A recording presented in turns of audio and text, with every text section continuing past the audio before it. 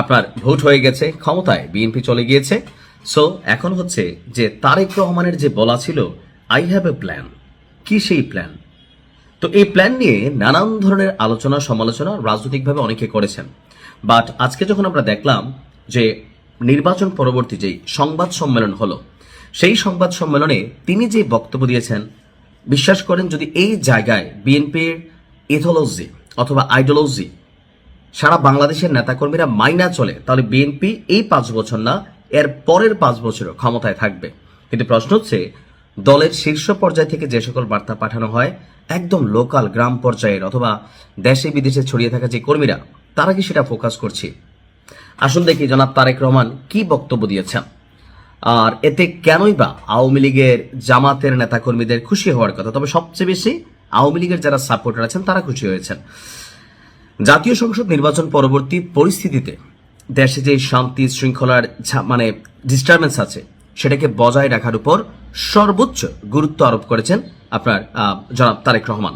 তিনি বলছেন যে কোনো মূল্যে আইন শৃঙ্খলা স্বাভাবিক রাখতে হবে এবং এই অংশটা খুবই গুরুত্বপূর্ণ, কোনো ধরনের সহিংসতা, প্রতিশোধ বা উস্কানিমূলক কর্মকাণ্ড বরদাস্ত করা হবে না। অর্থাৎ ক্ষমতায় পাওয়ার পরে এখন যেহেতু যারা বিএনপি নির্বাচিত হয়েছেন, এমপি হয়েছেন, তো তাদের যারা নেতাকর্মী, অনেকে আওয়ামী লীগের তারা লাঞ্ছিত হয়েছেন, মিথ্যা মামলার শিকার হয়েছেন, নানান ধরনের ডিস্টারবেন্স হয়েছেন, অনেকের বিরুদ্ধে ব্যবস্থা নেওয়া হয়ে গেছে।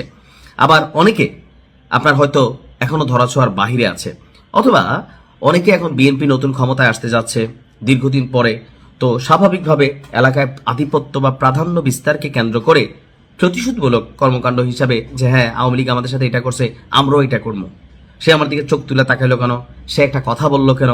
তো এইরকম মেন্টালিটিতে যে সকল নেতাকর্মীরা আছেন তাদের জন্য জনাব তারেক রহমানের স্পষ্ট নির্দেশনা হচ্ছে যে কোনো ধরনের সহিংসতা, প্রতিশোধ বা উস্কানিমূলক কর্মকাণ্ড, তিনোটা জিনিস জাস্ট ব্যালেন্স হলে দেখবেন বাকিটা ইতিহাস।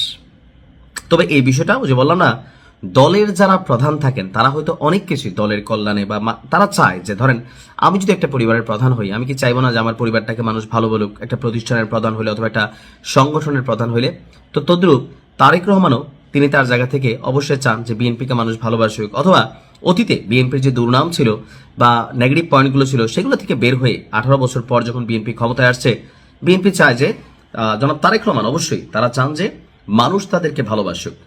ইভেন এই নির্বাচনে বিএনপির এই জয়ের পেছনে একটা বড় ভূমিকা আওয়ামী লীগের ভোটারদের ছিল, এটা অস্বীকার করার সুযোগ নেই। আওয়ামী লীগের ভোটাররা বিএনপির জামাতের তুলনায় কিছু কিছু জায়গায় আপনার হয়তো জামাতের ভোট আওয়ামী লীগ কাউন্ট করতে পারছে বা দিচ্ছে, কিন্তু ম্যাক্সিমাম জায়গায় এখানে আওয়ামী লীগের ভোটগুলো পড়ছে কিন্তু বিএনপির কাছে। মানে আওয়ামী লীগ যদি 110টা ভোটও দিয়ে থাকে, এর মধ্যে 8টাই গেছে বিএনপির ঘরে। তো আপনি দেখেন এরপরে ওই যে আমি আজকে নিউজটা করছিলাম নেত্রকোনায় সম্ভবত, যে বিএনপি পাশ করার পরে আওয়ামী লীগের কার্যালয় খুলে দেওয়া হয়েছে। সো এটা কৃতজ্ঞতা স্বরূপ তারা চাচ্ছে যে এলাকার মধ্যে সম্প্রীতি থাকুক, রাজনীতিতে আপনার এই ধরনের বিষয়গুলো না থাকুক। তো আজকে বিকেলে হোটেল ইন্টারকন্টিনেন্টালে আয়োজিত সংবাদ সম্মেলনে তারেক রহমান এই কথা বলেন এবং তিনি নেতাকর্মীদের শান্ত এবং সতর্ক থাকার আহ্বান জানিয়েছেন। তিনি বলছেন যে নির্বাচনে প্রতিদ্বন্দ্বিতা করতে গিয়েও কোথাও কোথাও ভুল বোঝাবুঝি বা উত্তেজনা তৈরি হয়ে থাকতে পারে, তবে তা যেন কোনোভাবেই প্রতিশোধ বা প্রতিহিংসায় রূপ না নেয়। যে কোনো মূল্যে শান্তি শৃঙ্খলা বজায় রাখতে হবে, কোন রকমের অন্যায় কিংবা বেআইনি কর্মকাণ্ড বরদাস্ত করা হবে না। যাক, কথা তো আমরা সবসময় সুন্দরে দেখি। আর আইনি শাসন প্রতিষ্ঠায় সরকারি দল কিংবা বিরোধী দল, অন্য মত কিংবা ভিন্ন মত, প্রতিটি বাংলাদেশী নাগরিকের জন্য আইন সমান, আইন প্রয়োগ হবে বিধিবদ্ধ নিয়মে। কথা সবই সুন্দর, আশা করি এই সুন্দর কথাগুলো বাস্তবায়ন হবে। যদি বাস্তবায়ন হয়, মানুষ বিএনপিকে আবারও ক্ষমতা। প্রিয় দর্শক, 2018 সালে আমাদের নিশ্চয় মনে আছে সুবর্ণচরে সেই মহিলার কথা, যে ভোট দেওয়ার কারণে তাকে ধর্ষণ করা হয়েছিল। সেই ঘটনা আমরা এখনো ভুলি নাই। ঠিক নোয়াখালীতে আবার একটি ঘটনা সূত্রপাত হয়েছে, নোয়াখালীর হাতিয়াতে। প্রশ্ন উঠেছে যে নোয়াখালীতে কি মানুষ থাকে না? আসলে নোয়াখালীতে তো মানুষ থাকে, সবাই তো মানুষ, কিছু অমানুষ থাকে মানুষের মধ্যে। তো সব জায়গায় কিছু মানুষের মধ্যে কিছু অমানুষ থাকে, সেটা শুধু নোয়াখালীতে না, সব জায়গায় আছে। কিন্তু নোয়াখালীতে কেন ভোট নিয়ে এসব কাহিনী হচ্ছে? এখানে বলা হচ্ছে যে হাতিয়ায় 3 সন্তানের জননীকে নিজ ঘরে শারীরিক নির্যাতন এবং ধর্ষণের অভিযোগ উঠে তার হাজবেন্ডকে আরেক জায়গায় আটকে রাখা হয় এবং তিনি অসুস্থ হয়ে আসলে নোয়াখালী সদর হাসপাতালে মনে হয় যতটা দেখতে পাচ্ছি যে জেনারেল হাসপাতাল মানে সদর হাসপাতালেই চিকিৎসা নিতে আসে এবং তখন সাংবাদিকদেরকে বর্ণনা করেন।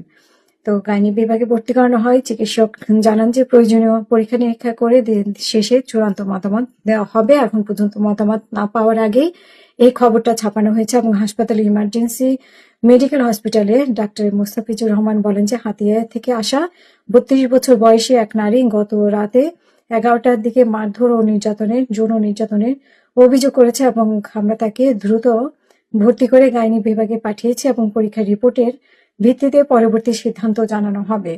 ভুক্তভোগীর ভাষ্যমতে শুক্রবার রাত আনুমানিক 11টার দিকে 3 ব্যক্তি তার ঘরে ঢুকে পড়ে এবং তাদের মধ্যে কালা ইমরান ও অজ্ঞাতনামা একজন দরজার পাহারা দিয়ে এবং রহমান নামের আরেক ব্যক্তি তাকে ধর্ষণ করে বলে অভিযোগ করেন তিনি এবং এই সময় তার স্বামীকে বেঁধে রাখা হয়েছিল বলে দাবি করেন ওই নারী। তিনি অভিযোগ করেন যে নির্বাচনে শাপলাকলি প্রতীকে ভোট দেওয়ায় ক্ষুব্ধ হয়ে হামলাকারীরা ঘটনা ঘটিয়েছে। তার ভাষ্য অনুযায়ী অভিযুক্তরা পূর্বে আওয়ামী লীগের রাজনীতির সঙ্গে যুক্ত থাকলেও বর্তমানে তারা সরকার পরিবর্তনের পর বিএনপি পরিচয়ে এলাকায় প্রভাব বিস্তার করছে। ভুক্তভোগীরা জানান যে ঘটনার পর শনিবারে সকালে 50 থেকে 100 জন লাঠিসোঁটা নিয়ে তাদের বাড়িতে হামলা চালায় এবং হামলাকারীরা ঘরের প্রধান দরজা ও আসবাবপত্র ভাঙচুর করে এবং তাকে ঘর থেকে টেনে বের করে শারীরিক নির্যাতন করে। শাপলাকলিতে ভোট দেওয়া নিয়ে কটূক্তি করে এমন অভিযোগ করা হয় এবং মারধরের ফলে তিনি গুরুতর আহত হন এবং স্বাভাবিকভাবে চলাফেরা করতে পারছিলেন না বলে জানান। প্রথমে লোকলজ্জার ভয়ে তিনি বিষয়টি গোপন করেছিলেন, কিন্তু শারীরিক অবস্থার অবনতির কারণে তিনি চিকিৎসকের কাছে যান এবং শারীরিক ও মানসিক বিপর্যস্ত এবং এনসিপির কেন্দ্রীয় সদস্য তুহিন ইমরান এই ঘটনার তীব্র নিন্দা জানিয়েছেন এবং সুষ্ঠু তদন্ত ও দোষীদের বিরুদ্ধে আইনের ব্যবস্থা নিয়েছেন। অন্যদিকে হাতিয়া থানার ওসি সাইফুল ইসলাম বলেন যে বিষয়টি এখনো আনুষ্ঠানিকভাবে জানি না, খোঁজ নিয়ে বিস্তারিত জানাবো। হাতিয়া থেকে ধানের শীষের প্রতীকের বিএনপির প্রার্থী ও চট্টগ্রাম বিভাগীয় সাংগঠনিক সম্পাদক মাহবুবুর রহমান শামীম দাবি করেন যে খোঁজ নিয়ে জানা গেছে ঘটনাটি সঠিক নয়, এটি একটি সাজানো নাটক। আসলে খুবই চাঞ্চল্যকর একটি বিষয়, এটি সাজানো নাটক নাকি সঠিক ঘটনা। আর যদি সঠিক ঘটনা হয় তাহলে এটা অবশ্যই বিএনপি তারেক রহমানের এটা সুষ্ঠু বিচার করা উচিত, এটার খতিয়ে দেখা উচিত। শুরুতেই ওইখানকার এলাকার যারা বিএনপির নেতা কর্মীরা আছেন এটা সুষ্ঠু তদন্ত করে, ডাক্তারের সুষ্ঠু তদন্ত করে এবং পুলিশের কাছে এটা রিপোর্ট হয়ে তদন্তের মাধ্যমে বিএনপির দলগতভাবে এবং আমার বিশ্বাস যে তারেক রহমান এই ধরনের